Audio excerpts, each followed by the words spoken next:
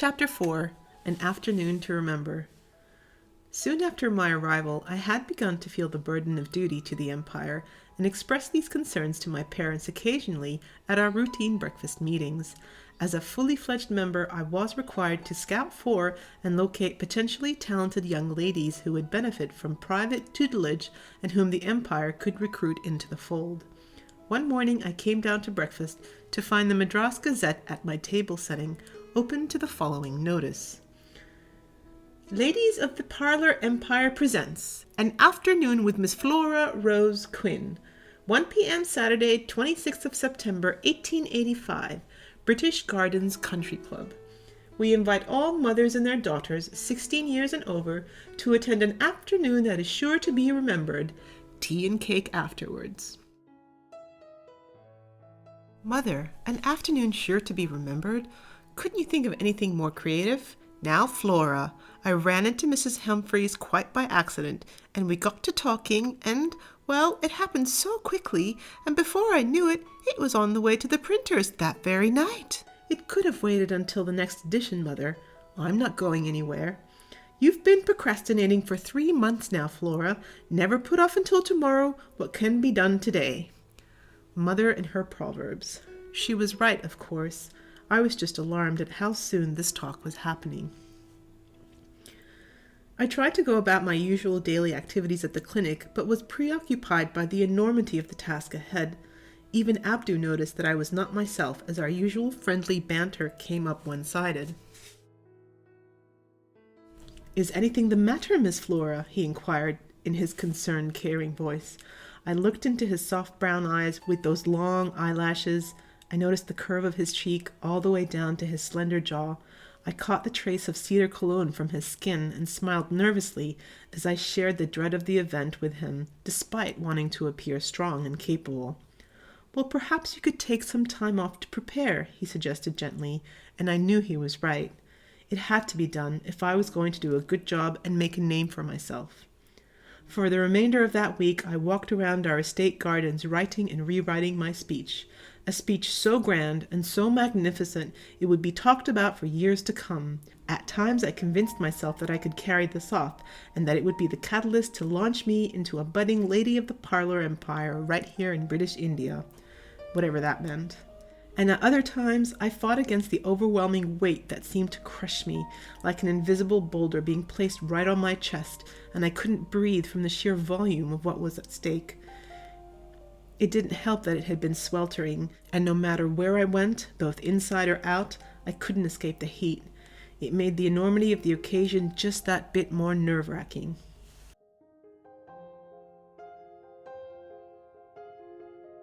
The day of my talk dawned with me not having slept a wink the night before. I stared at the plethora of note cards before me as I sat down to a little breakfast, although I truly felt unable to put a single crumb in my mouth. Father looked at me from above his newspaper. You'll be fine, Flora. Just be yourself. No, Flora, stick to your notes. You don't want to prattle on and end up somewhere completely off course with everyone just staring at you. Thank you, Mother. This was not helping. We arrived at the country club well in advance at my behest. I wanted to be there ahead of schedule, to see the room where I would be presenting, and to familiarize myself with my surroundings. My greatest comfort for events such as these back at the academy had always been preparation and positive visualization, and today was no different. Mother and the director of the gardens, Mr. Bennett, left me there as I took to the front of the garden room, imagining a sea of faces and visualizing myself delivering a passionate lecture, inspiring hordes of young ladies to join the Parlour Empire and thus my cause.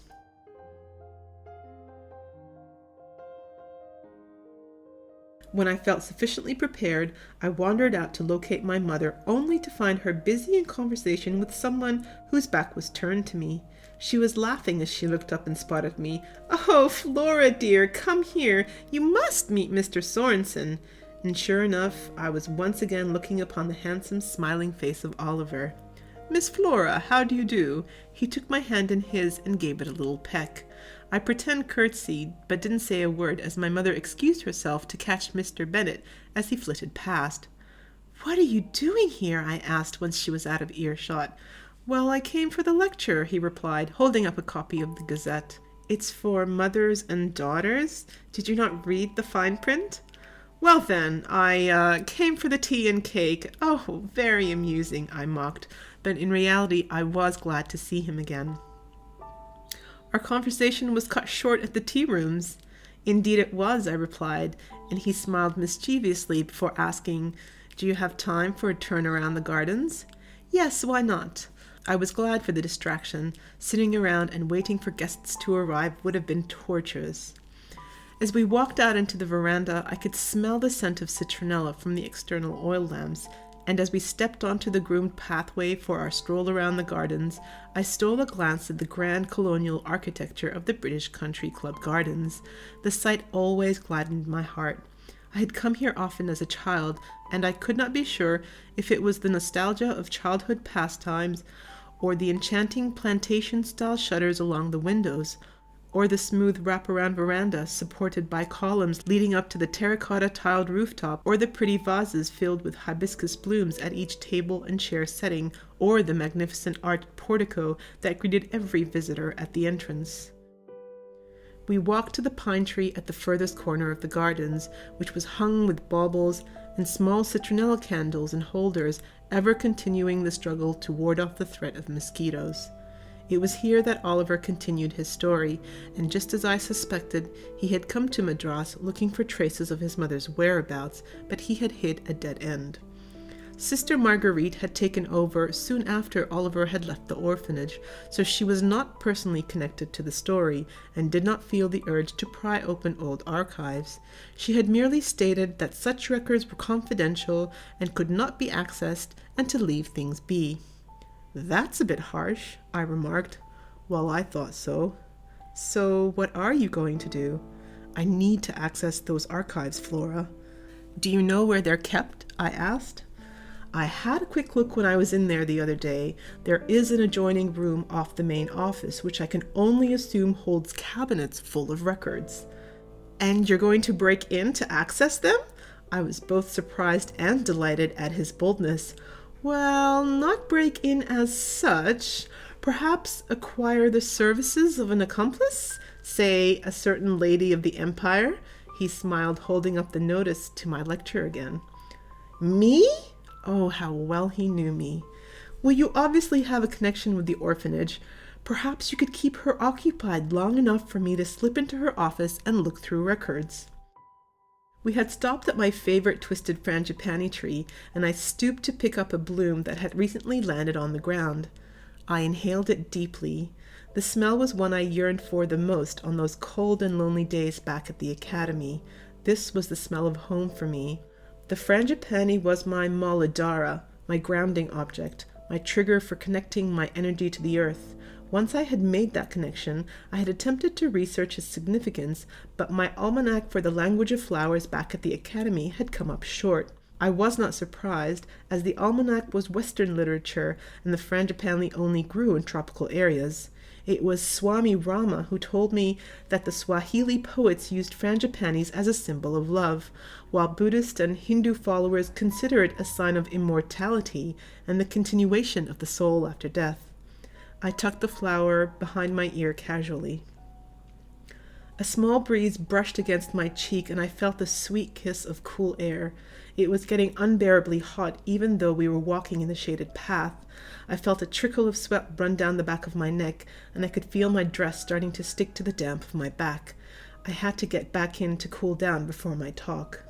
I could see that Oliver was still staring at me, waiting for my answer. I couldn't believe he was asking this of me. Part of me thought it appalling, very ungentlemanly-like indeed, and this was my mother's part. I could hear her talking in my ear as we stood, but part of me was intrigued. How daring! This was the part that had been groomed at the academy. This was the Flora who I wanted to become. This was the Flora who was going to change the world. I couldn't believe it, but I was actually contemplating assisting him. My mind raced with possible excuses I could make to return to the orphanage to help Oliver. But before I could reply, I looked over and saw that a multitude of rickshaws and guests were starting to arrive. I noticed a military cart pull up, and my father disembarked with 5 officers in his company. Their appearance reminded me of my talk, and immediately my nerves flared after being so soothed by the beautifully sculpted gardens and Oliver's company. I turned away from him, excusing myself, flustered. He grabbed my hand. "Flora, please," he pleaded, and as I looked into his hazel green eyes, I once again became immediately locked into an energy aura with him. I closed my eyes in response to the sheer enormity of the emotions that were pouring out of him. I could feel his pain so palpable. I sensed hurt and abandonment, loneliness and despair. His need was so great I felt it latching onto my energy source and draining my reserve swiftly. I focused on my own source of power and immediately put up a wall to break the connection between us. Not before, however, a little part of me within reciprocated and attempted to neutralize his negative energy. He must have felt my energy spike because he dropped my hand promptly and glanced at me in shock. "What was that?" Static electricity. It's the humidity in the air. It's really common here in India," I mumbled. I had to get away. I couldn't have him knowing about my secret. I turned to walk briskly back. "I know electric shock, and that was more than electric shock. Wait, Flora, please, please, I really have to get back." We had arrived at the open patio where guests were milling, and once they saw me, they all rushed forward to shake my hand. Thankfully, Oliver stopped dead in his tracks and took several steps back as an onslaught of women jockeyed for first place as to who would introduce me to her daughter first. Ladies, let's not overwhelm our young guest," came the voice of Mr. Bennet as he parted the crowd to rescue me. I was so grateful for his commanding disposition. He ushered me towards a lecture room, which was now brimming with guests, and delivered me to the front of the room next to my mother. "Where have you been?" she whispered sharply. I ignored her and concentrated on staying my nerves by focusing on my breathing. We watched as the rest of the guests made their way to find places to sit. I looked upon the crowd to see faces of eager mothers fanning themselves, dressed in their finest, sitting next to younger versions of themselves, dressed in even finer clothing, also fanning themselves. Oh my, what had I gotten myself into? Along the back, a lineup of gentlemen and, dare I say, fathers, who had obviously escorted their wives and daughters, were crowding the room eager for a snoop at the newest commotion at the country club. My father was among them. Standing next to him, I couldn't help noticing, was a rather handsome gentleman. "That's the new captain of the guard standing next to your father," whispered my mother. So that was the famous Captain Lawrence Collins. I shook my head and told myself that I did not have time for gossip. Focus, Flora. My eyes found Oliver in the corner of the room. Focus, Flora. Scanning the room again, I saw Abdu at the door, unable to make his way in any further. Oh dear Lord, all of Fort St. George was here. Mr. Bennet took to the middle of the room then, putting up his hand to quieten the audience. The photographer for the Madras Gazette came forward and took a picture. Here we go. "Thank you, ladies and gentlemen, thank you kindly. Well, I am extremely overjoyed at this happy occasion, and in fact, when Mrs. Quinn inquired as to whether it was possible to host young Miss Flora here at the British Gardens, I knew only too well that this would be a smashing event." Everyone clapped. "Mrs. Quinn, would you please do us the honor of introducing our young guest? Ladies and gentlemen, I give you the honorable wife of our esteemed Lieutenant Colonel Leon James Quinn." More clapping ensued. Once again, the photographer came forward and took a picture. "Thank you, Mr. Bennet, and thank you everyone for attending today. We are delighted to have Flora home with us after 5 very long years of studying back home. We are so proud of her accomplishments and wish her every success for a long and prosperous career." Everyone clapped. "Now, ladies, don't worry. The session is indeed strictly ladies only, and we will be ushering the gentlemen out in a few minutes, but Flora's father did want to say a few words." What? This was not part of the plan. Father walked from the back of the room and joined Mother, and the photographer snapped a picture of them together. Yes, not to worry, everyone. I just came for the tea and cakes," he joked, and everyone laughed politely. My eyes wandered over to Oliver, who nodded in amusement. I tried so hard not to roll my eyes as I stood there in front of the entire gathering. "But since all the ladies are getting an exclusive afternoon with my Flora, I thought it only fair to announce that all the gentlemen will get an equally exclusive evening, as I have just organized a gala to be held at the British Officers Club in a fortnight's time. This will be Flora's official debut at the fort. There was a cheer from the crowd and much clapping ensued. I smiled weakly and willed the floor to swallow me whole. There had been no mention of this at home, and I suspect that it had been a closely guarded secret up until now. So much for my self-acclaimed superior detective skills. And now, gentlemen, I really must insist it is time for Flora to take the stage, so I must ask you to all run along and leave us ladies to get down to business. As the men filed out, the room breathed a sigh of relief and looked much more manageable to me. I pulled out my note cards and walked to the center of the room, remembering to smile as the photographer came forward to take my picture. I took a moment to gather my thoughts and my courage. As the last of the men left the room, Mr. Bennet was the last to leave, closing the French doors with both his hands and a smile. And now, all eyes were on me. I started by introducing myself and asking them each to do the same. Naturally, the mothers had a lot to say, while the daughters very little. I was going to have to change this dynamic very quickly if I was to get anywhere with the younger crowd. I asked them all to stand up and divided them into mothers on one side of the room and daughters on the other. The girls seemed to know each other and happily obliged. I guessed them all to be daughters of railway engineers and drivers, soldiers, officials, teachers, administrators, plantation owners, and businessmen, but how many of them had dreams of their own, I was about to find out. Put your hands up if you know how to ride a horse. No hands in the air. Well, put your hands up if you want to know how to learn to ride a horse. Again, no hands went up. Sheltered lives either produced sheltered individuals or dreamers who yearned for adventure. My job was to scout for the dreamers. When I was a little girl, I was fascinated by horses. They are the noblest, most loyal of creatures. At the academy, I took equine classes every year and graduated with first-class honors. Do you know what that means? It means I'm a trick rider, a bareback rider, and I learned how to fall off a horse and not get hurt. I also learned to stand on a horse while trotting and dismount to a stand. The looks on their faces told me that I had gotten their attention. "Goodness!" exclaimed one of the mothers. They all turned to my mother as if wondering if she approved. "So proud!" exclaimed Mother, and I could have kissed her for her support. Now, the purpose of today is not to get you into horse riding, but to get you to start thinking about what you can do or what you would love to do, or to explore things that you never knew even existed. All you need is a thirst for knowledge and a brave heart. One hand flew up. So we're not here to talk about couture and parties? Giggles erupted amongst the girls. Well, we could if you wanted. I have been to a few balls back home, and I do subscribe to a few houses of fashion in London, and they do send me their catalogs full of the latest fashions. But balls and dances are very few and far between, and what do we do in the meantime to occupy our time? The girls nodded their heads in agreement. Do we just sit around and wait until a handsome young man comes to find us and live happily ever after? And what do we do while we're living happily ever after? I could see that they had never thought past that point. I stole a glance at the mothers, but it was hard to gauge their reactions from their stony exteriors.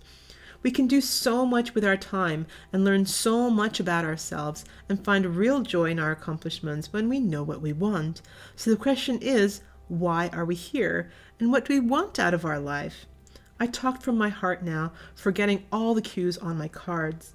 I told them about our care of small creatures classes and how we reared baby birds who had fallen out of nests and baby foxes found next to dead mothers.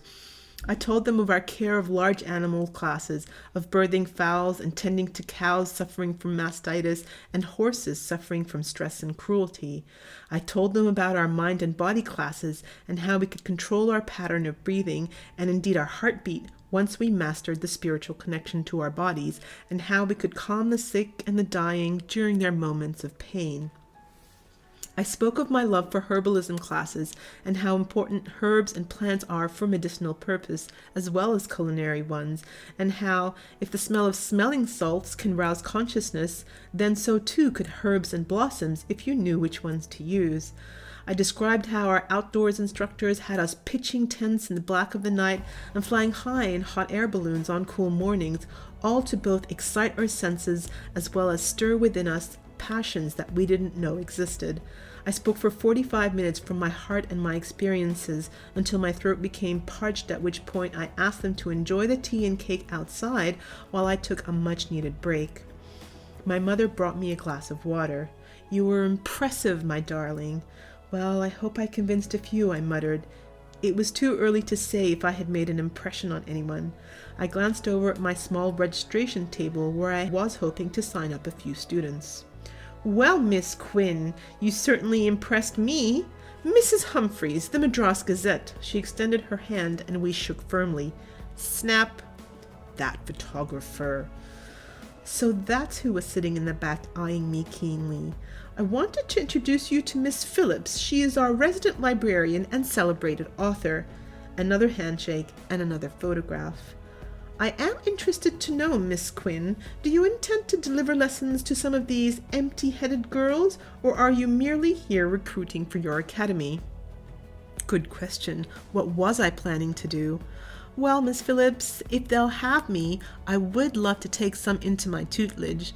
I do have some wonderful ideas of starting some project work in the villages, but I'm going to need all the help and manpower I can get."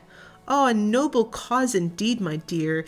You just be careful, however, not to say such things in front of their mothers. Heaven forbid the little darlings lift a finger to help in the world." I would have bet all my guineas that Miss Phillips was a spinster, and a suffragist too. I loved her already.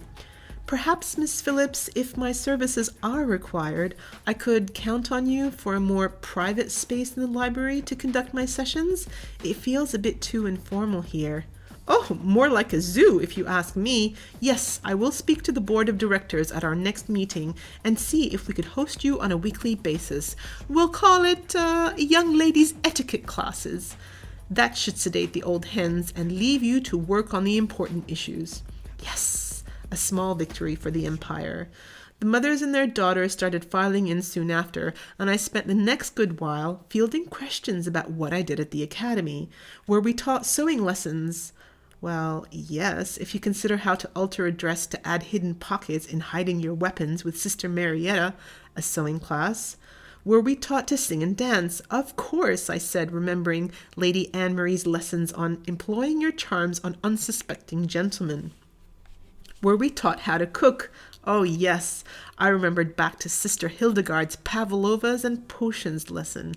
That was my favorite class. And were we taught manners? Of course, Remedial Refinement 101 with the acid tongue Madame Josephine, another favorite class of mine. I ended the session with the point that I had memorized from my cards. As always, the parlor empire is not for everyone. We only take the most dedicated and the most courageous of young women. But these are not things you have to search high and low for. All you need is to believe with all your heart and imagine with all your mind that you are destined for greater things. And then it's just a matter of reaching your goals. I thank you for coming today.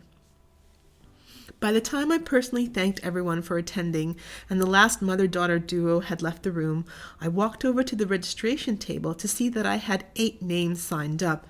I was pleased, yet utterly exhausted as I weakly lowered myself into a chair. "The real work begins next, my dear," hooted Miss Phillips as she shook my hand and walked out with Mrs. Humphreys. Father walked in then with a large grin and a bouquet of flowers for me. "She was splendid," said Mother proudly. "You would have been so proud of her, Mr. Q," she gushed. "Flora, dear, I wonder if I could introduce you to one more person today," he asked hopefully. "Of course, Father," I said dutifully, and stood to smooth my hair as he beckoned to someone behind him. "Flora, this is Captain Lawrence Collins, our newly stationed captain of the guard at the garrison." I smiled and curtsied. Our new captain of the guard was taller than my father by a good handspan and very muscular. His hands were calloused, I noticed, as he clenched them by his side, and he was considerably tanned by many hours in the sun.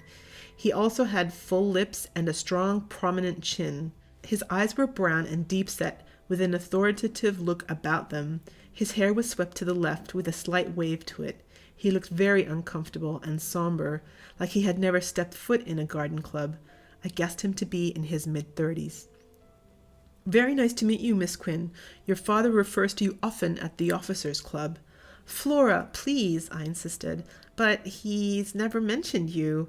I knew this to be a lie, but I wanted to see how he would react to my claim. Mother gasped.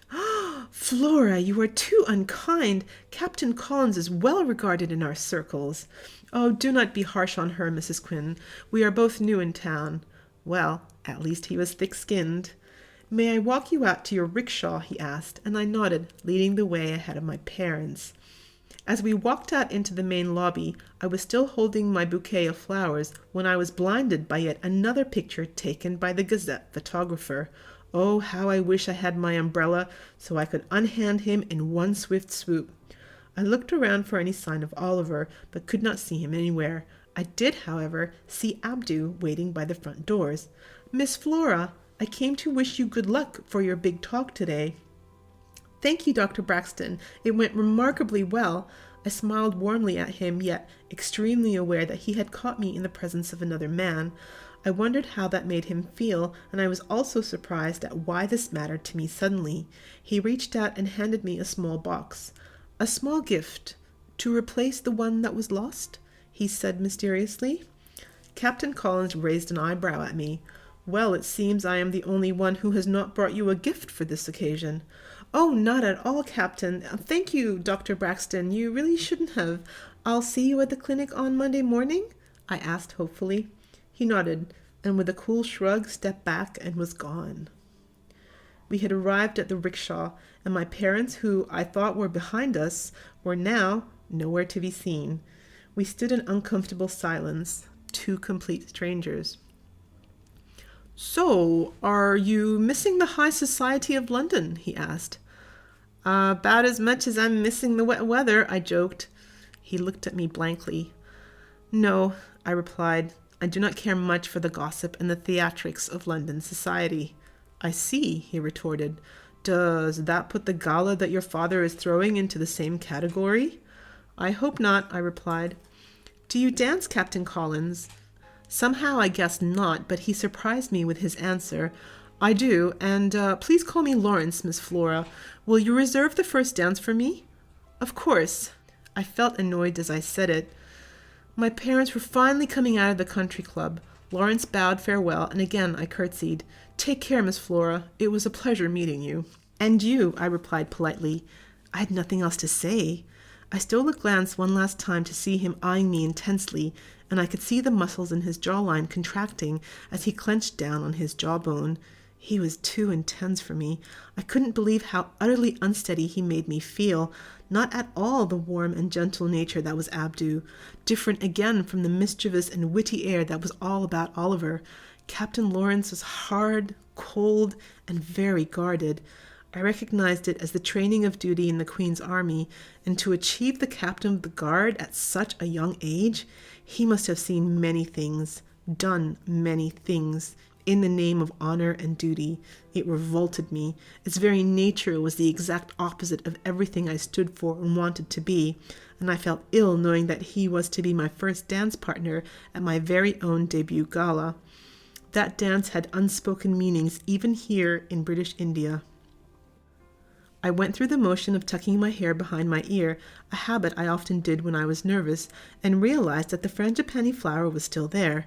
Had I delivered my speech with it tucked behind my ear? I must have, and no one said a word.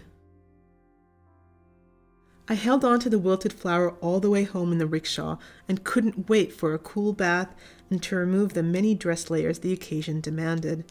It was much later in the day when I was finally able to open Abdu's present, a beautiful, fine Indian silk scarf, so much better than the one I had thrown out of the rickshaw on Poonamally Street, and in the box was a little note. My fingers shook as I unwrapped it. It read, "Let the beauty of what you love be what you do," by Rumi. Perfect, just perfect. My heart swelled with joy, and my cheeks flushed with pure energy. My solar plexus exploded alive at that moment, and I allowed it to radiate and nourish every fiber in my soul. Everything always came back to Abdu. He was there at the start of the talk, and although he didn't hear me present, he was still there at the end, and somehow that gave me a great reassurance. I could always depend on Abdu. I knew that now, and I have to admit that I do find myself looking forward to seeing him every day at the clinic. And on the weekends, when I didn't see him, I often caught myself making lists of things to tell him on Monday morning. I cherished our friendship, and I was going to have to think of a way to repay him for his kindness. As my powers energized and reinvigorated me, my thoughts turned to Oliver and how I was going to have to make up for my fast exit from his company, and I promised myself that I would indeed assist him in his daring plan to discover more about the whereabouts of his mother, and I knew just how I was going to do it. As for the prospect of my first dance with Captain Lawrence, the idea filled me with dread, and my energy source immediately shut down like a furnace that had been doused with a bucket of cold water. The sudden change left me gasping for air, and I buried my head in my pillow and shut my eyes tight to escape the awful thoughts in my head. I was going to have to speak to my father about this gala and get to the bottom of what he and mother had planned for me. I did not have time for parties now that I was responsible for the tutelage of 8 ladies whom I had to guide, inspire, and goodness knows what else I had promised them. How do I get myself into these situations?